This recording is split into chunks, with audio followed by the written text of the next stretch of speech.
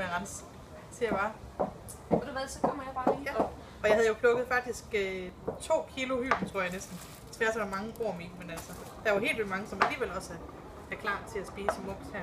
Ej, Edderkop. Den kender jeg ikke, den der slags, men den kan sikkert også spises. Den spiser du sgu. Det har jeg ikke gjort siden 5. klasse. Jeg fik penge af nogen for at spise en edderkop i 5. klasse. Du får en hyben af mig, hvis du spiser den. Hvad får jeg? En hyben.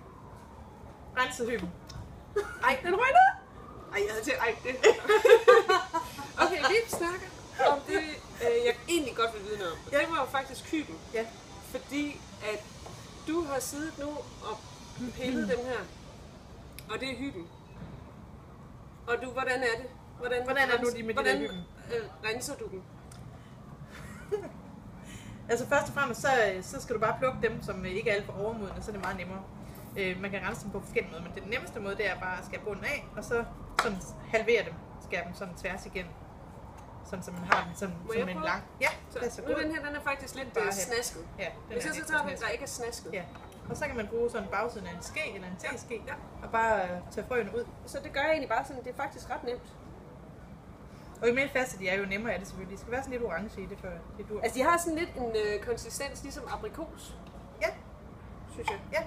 Men kan jeg så vil jeg kunne spise den her? Du kan bare spise den, som den er. Du kan bruge den rå, som den er, både i salater, men også i en smoothie. Bare blende det sammen i en smoothie, for eksempel. Men der er også noget med, at jeg kan tørre dem. Du kan også tørre dem. Det kan man gøre i, hvis man har en frugt- eller grøntsagstørre eller svammetørre, så kan man tørre den deri. Man kan også tørre den i ovnen ved en 50 grader. Ja, for det har jeg har ikke sådan en. Nej, men sådan en varmeluftsovn, så bare på noget bagepapir i ovnen. Så det her, bare på bagepapir i ovnen, 50 grader, er det noget med, at ovnen står åben, lågen står åben?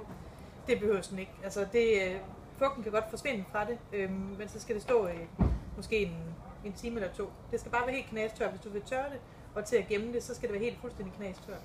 Og så gemme det. Men så kan du bruge oven på yoghurt, ymer, morgenmad, præcis. Tørret eller i te. Du kan bare hælde noget kogende vand hen over den tørrede hyben, og så bruge det som te. Ja. Smager godt. Ja, det var godt. Det er noget snask. Ja.